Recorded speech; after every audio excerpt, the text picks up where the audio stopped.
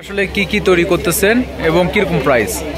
ভাই আমার এখানে আপাতত 5টা আইটেম তৈরি করতেছি, french fry, chicken fry, noodles, chow mein আর চটপটি। আচ্ছা, আর আমার এখানে খুবই রিজনেবল প্রাইস। এর কারণ হচ্ছে আমি চাই যে আমার খাবারটা সমাজের সকল প্রকার মানুষ খাক, এবং হচ্ছে শুধু দামে কম বলে যে কোয়ালিটি করি না তা না ভাই, কোয়ালিটিও ইনশাল্লাহ আমি গ্যারান্টি দিয়ে আমার প্রোডাক্ট বেচি। যেমন আমার দোকানের সবচেয়ে হট আইটেম যদি বলতে হয় তাহলে আমি বলবো যে আমার ফ্রেঞ্চ ফ্রাই আর চিকেন ফ্রাই। ইভেন কেউ যদি কেএফসি থেকেও চিকেন ফ্রাই খেয়ে আসে, আমার চিকেন ফ্রাই খাইলে তার ভালো লাগবেই, গ্যারান্টি ইনশাল্লাহ। আচ্ছা, আপনি যে তৈরি করতেছেন কি প্রতিষ্ঠানিক কি কোনো আপনার অভিজ্ঞতা আছে কিনা? হ্যাঁ, চাউমিন 20 টাকা। হ্যাঁ, ওইভাবে আমার অভিজ্ঞতা বলতে আমি কর্পোরেট জব করছি, দেন রিটেল জব করছি সেলসে, দেন আমি বিভিন্ন জায়গায় ঘুরতে ভালোবাসি এবং খাইতে ভালোবাসি। এখান থেকে রান্নাটা আমার একটা ভালোবাসা কাজ করে। ভাই ভাজতেছি তো, তারপরে আসলে মাঠে নামা। আর রান্নাটা বলতে পারেন যে আমার আম্মু খুব ভালো রান্না করতে পারে আর বাবা ভালো রান্না করতে পারে, এটা জিনগত ব্যাপার ইনশাল্লাহ।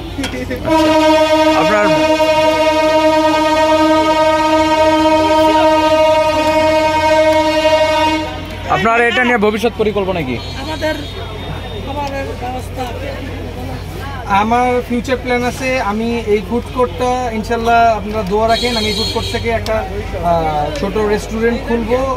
এটা একটা পরিকল্পনা, এবং মানুষকে ফাস্টফুড সম্পর্কে যে একটা ভুল ধারণা যে এটা খাইলে গ্যাস হয় বা অন্য কোনো প্রবলেম হয়, যেমন আমরা দেখি যে আমাদের দেশ বাদে অন্য দেশে মানুষজন ফাস্টফুডের খাবার খায়, রাতের বেলা কোনো বাসায় খাবার খায় না, তাদের কোনো গ্যাসের সমস্যা হয় না, কিন্তু আমাদের দেশে এটা খাইলে গ্যাসের প্রবলেম হয়।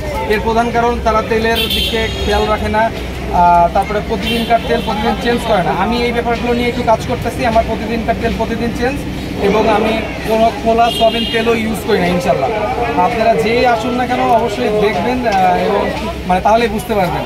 হ্যাঁ, আর হচ্ছে পরিকল্পনা বলতে ভাই আমার ফুড কোর্টটা থাকবে, কারণ দেখা যায় যে রেস্টুরেন্টে মানুষ ভয় পায় যে ওখানে গেলে মানে দাম বেশি নেবে এরকম কিছু।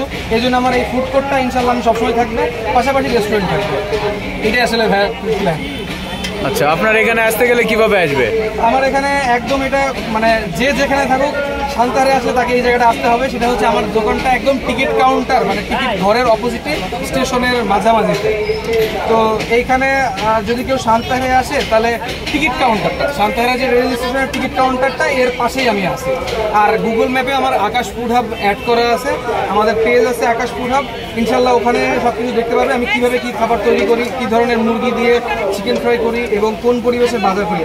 আমি কোনো জিনের বাজার থেকেও বাজার করি না ভাই, কারণ আমার মনে করি যে আমার এই দোকান হচ্ছে কাস্টমারও লক্ষ্মী, আর লক্ষ্মীকে ঠকায় কেউ বড় লোক হইতে পারে না ইনশাল্লাহ। আচ্ছা, ধন্যবাদ।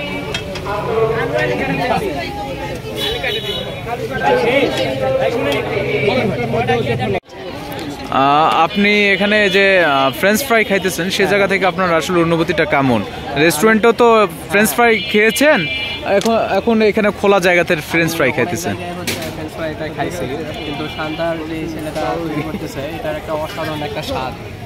কারণ আবার শুনলাম সে নাকি হচ্ছে একজন এডুকেটেড ছেলে, অ্যান্ড এটার উপর নাকি সে কোর্স করছে। জাস্ট খুব ফাইন, এক কথায় খুবই টেস্ট তার এই চাউমিন ফ্লেভারটা, খুব সুন্দর। অ্যান্ড ফ্রাই ট্রাই এবং অনেক কিছু খাইলাম তার কাছে। আমি হচ্ছে খাইছি, ওই যে চটপটিটা খাইছি, খুব সুন্দর, টেস্টফুল, খুব টেস্টফুল। যারা খেতে আসবে তাদের উদ্দেশ্যে কি বলবেন? যারা আসলে খুবই ভালো হবে, কারণ তার এটা হচ্ছে অনেক সুস্বাদু, এবং বাইরে থেকে আসলে অনেক, যেমন আমরা বড় বড় রেস্টুরেন্টে যাই, যেমন একটা স্বাদ এখানে দেখতেছি তার চেয়ে একটু অনেক ভালোই স্বাদ। তো আমি মনে করি যে বড় বড় রেস্টুরেন্টে না যায় আমাদের এই একটা ছোটোখাটো একটা প্লেসে শান্তার যদি আসে অনেক ভালো হবে, এবং অনেক টেস্টফুল একটা খাবার।